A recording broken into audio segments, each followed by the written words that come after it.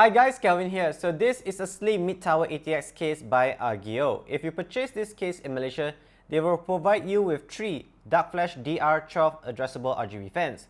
If you purchase in the overseas market like Amazon, they either provide you with 1 or 3 darkFlash MR12 addressable RGB fan. Both of the fans are addressable RGB but different in design slightly. Now this case right here includes with the addressable RGB hub, where you can support up to 6 fans, thus the full setup right here that I'm going to show in the B-roll later, as well as it supports all the LED strips around the case. Now aside from that, they also included the hub where you can connect it to any motherboard, 5V addressable RGB header to control and sync your lighting effects from the motherboard itself. Looking at the case, there's a small gap on the side of the case from the top to the bottom, and the bottom of the case where it also projects the Argio logo onto any surface.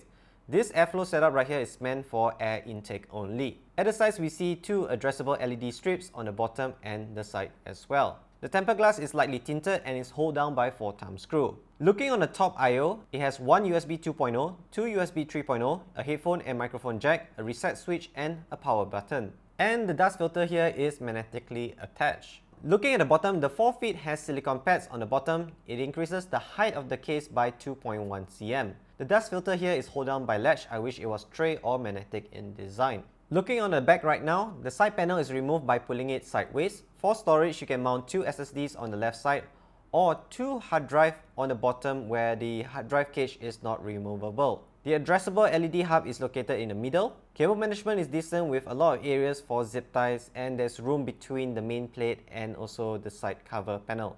Now looking at the inside of the case right here, it definitely can fit an ATX board neatly. Though in this preview, I'm just using an MATX board because my ATX board is used in another project. So don't worry about that. Now when it comes to the cable management cutout for the motherboard, there's 2 on top, 3 in the middle and 2 on the bottom. I like how the top and the bottom cutout opening is actually wider and a little bit much more spacious for cable management routing and playing around with that. So aside from that, it can support GPU lengths up to 360mm in length, and there's a total of 7 PCI slots right here. So let's jump onto the topic of airflow. This is the juiciest bit of the review right here. This case right here can support up to 6 fans like you can see in the preview right here. Now when it comes to the front setup right here, it can support 3 120mm fans or 2 140mm fan fan, or a radiator combination of 240, 280 and 360. Yes, there's a definitely space for a 360 rad right here, though the configuration will be air intake into the case. So in that case, some heat will be coming back in the case. I would recommend make this as intake and 2 as exhaust, minus the dust filter right here, and temperatures would be fine. Now the rear fan right here can support either only 1 120mm fan or 120 AIO. The top right here can fit 2 120 or 140mm fan or 240 AIO. That's how I configure this PC right here. So my recommendation is actually just to go with a standard positive airflow of 2:1 ratio. What I mean by 2:1 ratio is 4 fans, 3 in the front and 1 back is as intake fresh air into the case, and 2 fans right here where the radiator sits up here exhaust the heat out of the case. For that, you need to remove the dust filter, but don't worry about dust trying to enter the system. It's minute. So this actually, I run a test for AIDA64 CPU stress test alone. In an ambient temperature of 25 degrees, we got CPU temperatures of 61 degrees. That's the hottest that we got. So this case right here, airflow is just amazing, especially with the 2:1 ratio right here.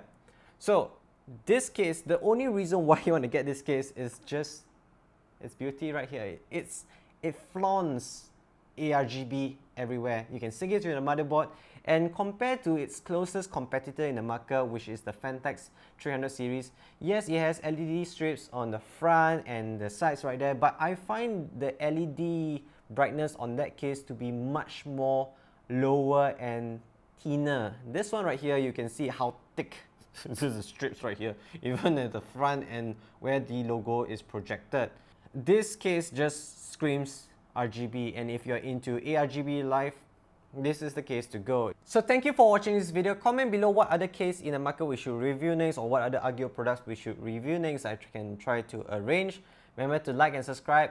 Hit that bell icon notification to know when is the next video up, and help share this video on social media. That will give us the necessary boost to get more fancy reviews like this fancy RGB case right here.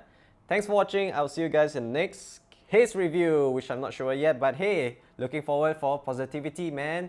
Yeah. Now I need to eat my dinner.